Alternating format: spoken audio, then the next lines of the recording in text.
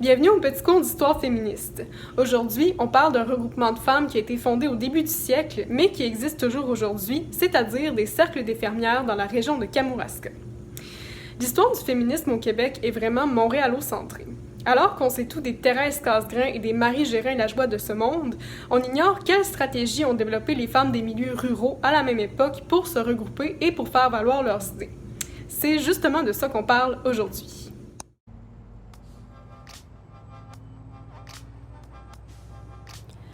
Les cercles des fermières sont créés en 1915 par le ministère de l'Agriculture afin de contrer ce qu'on décrit comme étant les effets néfastes de l'industrialisation. Il faut savoir que le Québec vient de traverser une période d'exode rural et que les campagnes se vident au profit des villes industrielles qui offrent davantage d'opportunités d'emploi. Les cercles des fermières sont inspirés des Homemakers Club ou des Women's Institutes, instaurés en 1898 en Ontario, afin d'intéresser la gente féminine aux occupations agricoles. Fait intéressant, l'un des fondateurs de ces cercles de fermières, Georges Bouchard, sous-ministre de l'Agriculture, est un agronome originaire de Saint-Philippe-de-Néry, dans la région. Cette entreprise vise à rattacher les épouses des fermiers à la terre et à assurer la transmission des valeurs catholiques par l'entremise de leur rôle de mère. Le rôle important des épouses et des mères dans la perpétuation de la race canadienne-française est souligné et valorisé par les élites cléricales et par le gouvernement. On compte sur les fermières pour élever leurs enfants dans la moralité et dans la foi catholique, mais aussi pour leur inculquer l'amour de la langue française et du travail de la terre.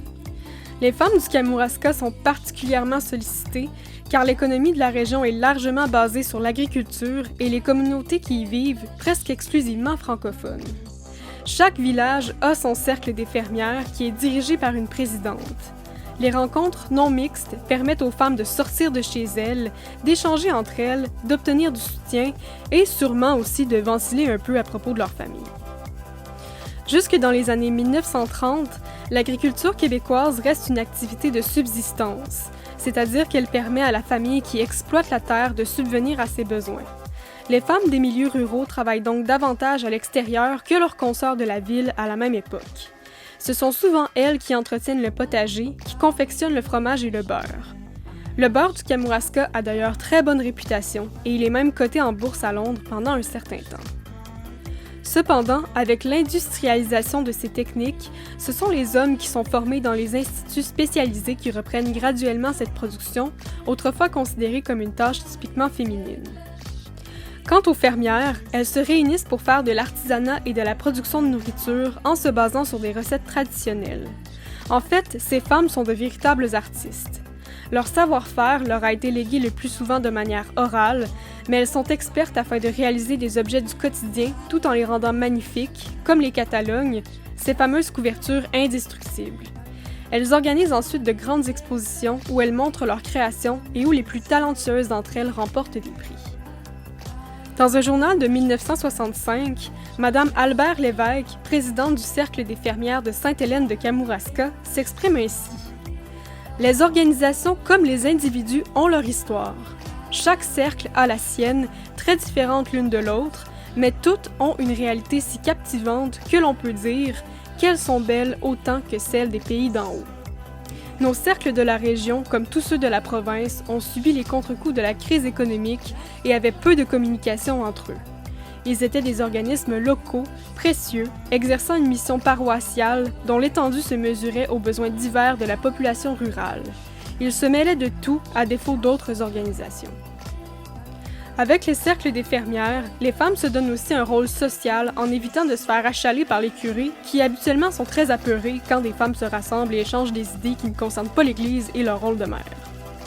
Elles réalisent des levées de fonds pour certaines causes en vendant leur art, leur pâtisserie ou leur production artisanale.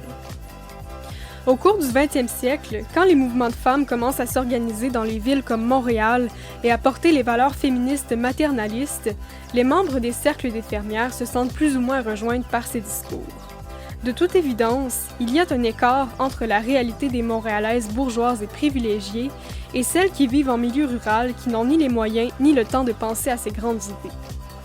En 1966, d'ailleurs, plusieurs associations féministes de la province deviennent membres de la Fédération des femmes du Québec fondée par Thérèse Casgrain. l'Union catholique des femmes rurales, la Voix des femmes et les unions de famille. Les cercles des fermières ne joignent pas la centralisation du mouvement. Ça prouve que dans l'histoire des mouvements de femmes, il y a parfois des contradictions, des débats et des scissions, comme dans n'importe quel mouvement intellectuel. Aujourd'hui au Québec, 35 000 femmes sont membres de l'Association des cercles de fermières. Leur rôle dans la société d'aujourd'hui est surtout de préserver un patrimoine immatériel, c'est-à-dire des techniques traditionnelles d'artisanat, plus particulièrement le tissage, qui, si elles n'étaient pas transmises oralement depuis des siècles, disparaîtraient tout simplement.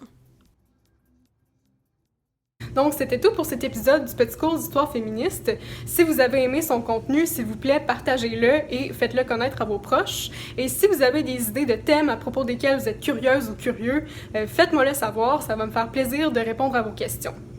Donc, on se retrouve la semaine prochaine pour parler des femmes dans l'histoire de l'art au Québec et plus précisément des femmes de refus global.